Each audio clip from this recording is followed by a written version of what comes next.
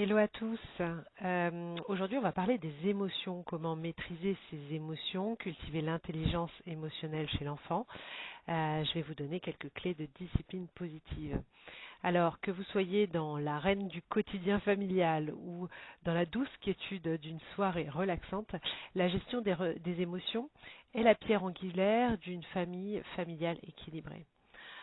En tant que consultante en parentalité spécialisée en discipline positive, je vous guide sur le chemin de la maîtrise émotionnelle qui vous offre des stratégies pour aider vos enfants et vous-même à naviguer dans le vaste océan des sentiments et des émotions.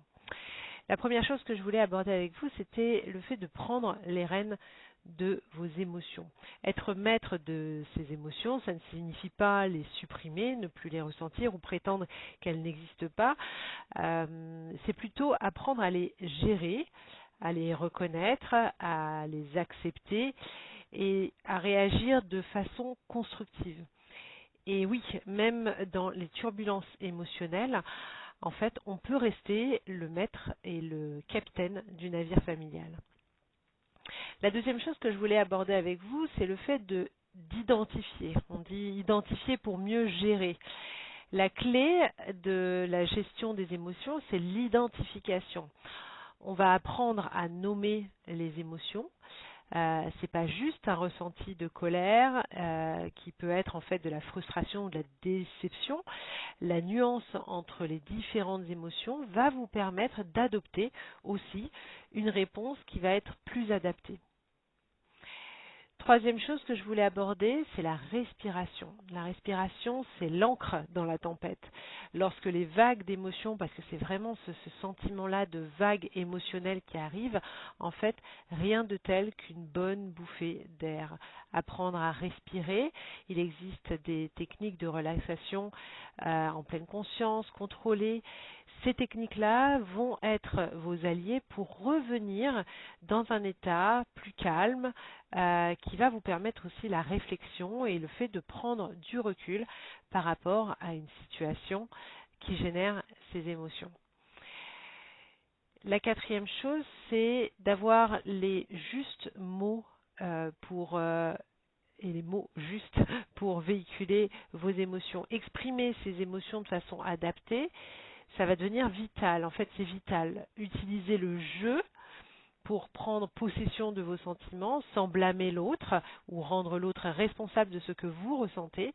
Et par exemple, on va pouvoir dire, eh bien, je me sens submergée quand la maison est désordonnée ou voilà, ou j'ai besoin de calme au lieu de dire vous me rendez folle avec tout ce désordre.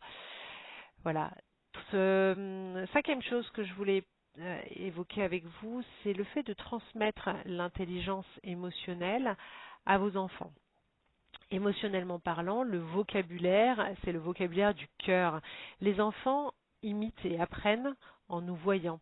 Et lorsque vous gérez vos émotions avec maturité, en prenant du recul, vous offrez aussi à vos enfants un modèle de comportement. Donc, encouragez-les à exprimer eux aussi leurs émotions en leur apprenant à élargir aussi leur vocabulaire. Oui, parce qu'on va voir qu'il y a une différence entre être énervé ou déçu ou triste. Voilà, et ça, c'est une leçon de vie inestimable que vous leur offrez. Sixième chose, c'est de créer un espace sécurisé pour permettre l'expression émotionnelle. Un enfant qui sait qu'il peut parler de ce qu'il ressent sans craindre le jugement, c'est un enfant aussi qui va grandir en confiance. Donc en créant une atmosphère chaleureuse où l'enfant est en sécurité pour se dévoiler, pour parler de ses sentiments, eh bien, ça va être aussi un espace sécurisant pour l'enfant dans lequel il va pouvoir aussi apprendre et grandir en exprimant ses émotions. Le dernier outil dont je voulais parler, c'est un outil, Jen Nelson en discipline positive nous dit que s'il faut retenir un seul outil en discipline positive, c'est celui-ci, c'est le temps de pause.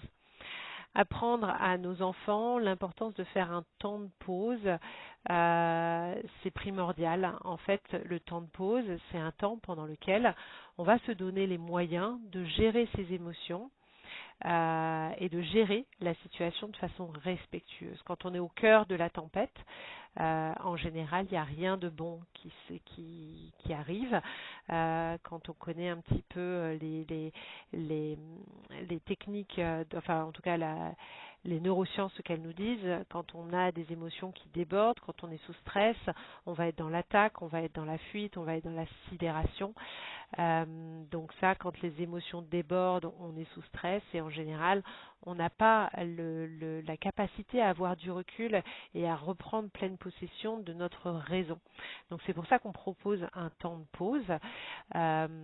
Donc ce temps de pause va nous permettre de gérer cette situation de façon respectueuse pour soi et pour l'autre. Et voilà, ça peut être, eh bien, j'en ai parlé, une respiration profonde, un moment de calme dans un endroit où vous vous sentez bien.